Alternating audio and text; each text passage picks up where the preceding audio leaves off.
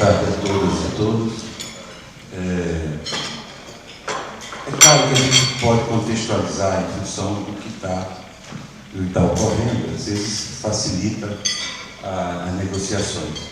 Mas a gente não pode perder de vista uma questão que já vem discutindo isso há muito tempo com relação à questão municipalista.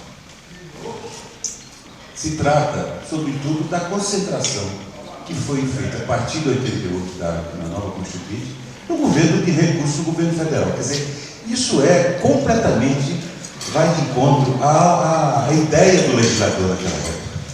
Então, por isso que às vezes a gente está dizendo que precisava fazer uma reforma política maior do país. Para que a gente possa entrar em assuntos dessa natureza que contradiz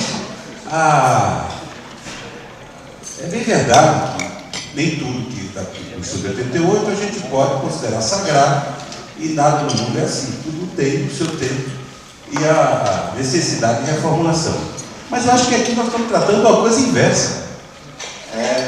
Foi transferida as responsabilidades. Os municípios, hoje, a grande maioria, principalmente municípios pequenos, eles estão gastando mais do que a Constituição manda com o atendimento de saúde básica.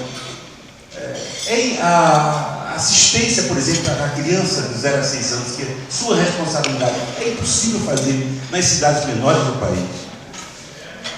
Então, há, sem dúvida, a necessidade de que a gente não perca de vista essas questões elas transcendem esse momento, elas vêm já adiante.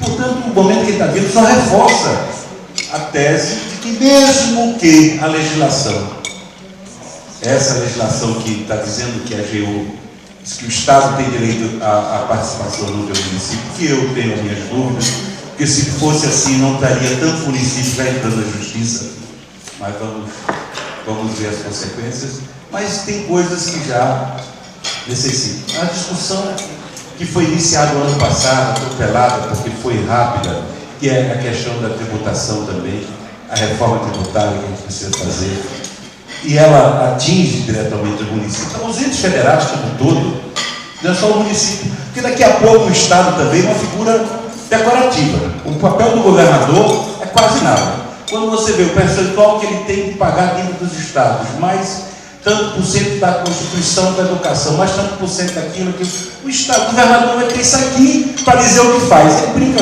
faz de conta que é o governo, você faz de conta que é o governado. Nós chegamos a esse ponto.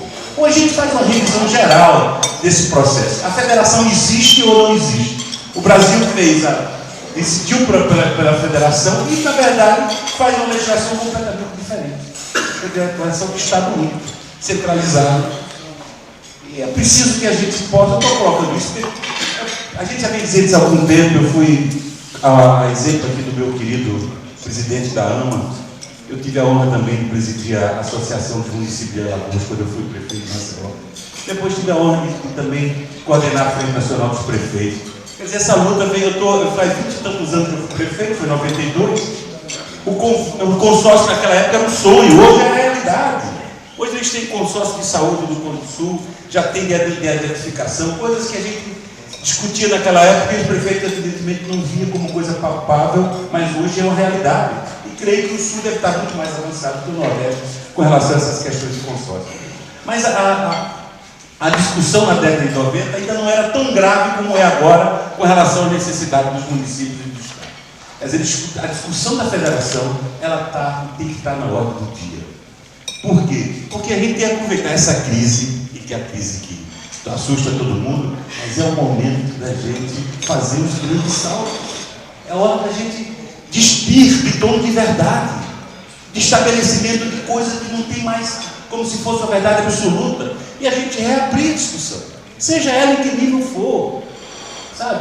Então isso vai ajudar muito. Eu acho que a Confederação está num momento que pode avançar e dar uma contribuição enorme ao país quando vai fazer essa discussão. E esse Congresso tem que fazer isso. Quero, ao dizer isso, portanto, extrapolei um pouco a pauta de hoje, porque a pauta de hoje você não tem um apoio absoluto e restrito nosso. É impossível, e não acredito, me perdoe se eu estou fazendo mau juízo do ministro, mas ele mandou dizer para não fazer isso para ganhar tempo, para poder segurar um pouco de dinheiro. Ele sabe que vai perder, ele sabe que vai ter que participar, Tá entendendo? Eu acho que isso é uma jogada de quem está no poder, segura um pouco para poder manter esse dinheiro. Mas não vai ter outra saída. Vai ter que...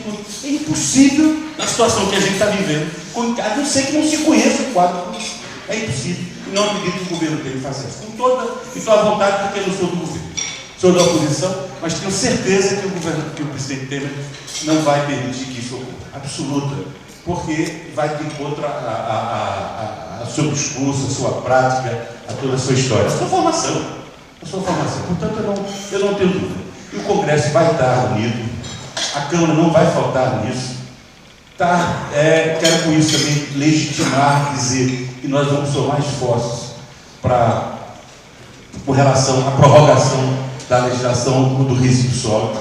Não foi possível e não é culpa dos prefeitos, a gente acompanha, sabe disso.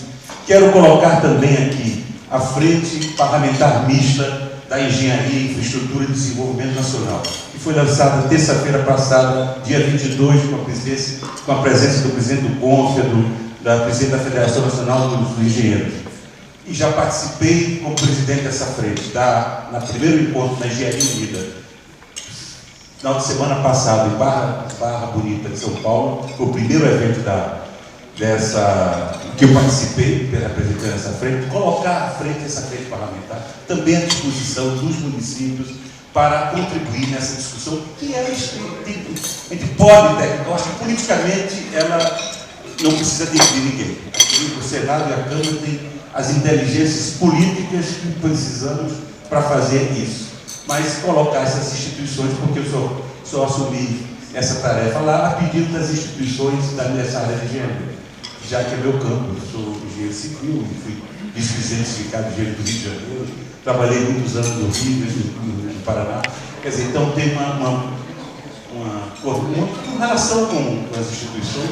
Quero colocar, é preciso que nessa hora também essas instituições deem a sua parcela ao país. Né? Contribuição mesmo, no sentido de a gente fazer a ética, se preocupar com o país. Então, quero colocar também à frente, e essas instituições, posso falar em nome do Zé Tadeu, que é presidente da Confederação dos Engenheiros e Arquitetos do Brasil, que é a CONFEA, e de Murilo Pinheiro, que é o presidente da Federação Nacional dos Engenheiros, também à disposição da Confederação Nacional dos Municípios. Pode ficar certo que a gente tem esse apoio para continuar trabalhando.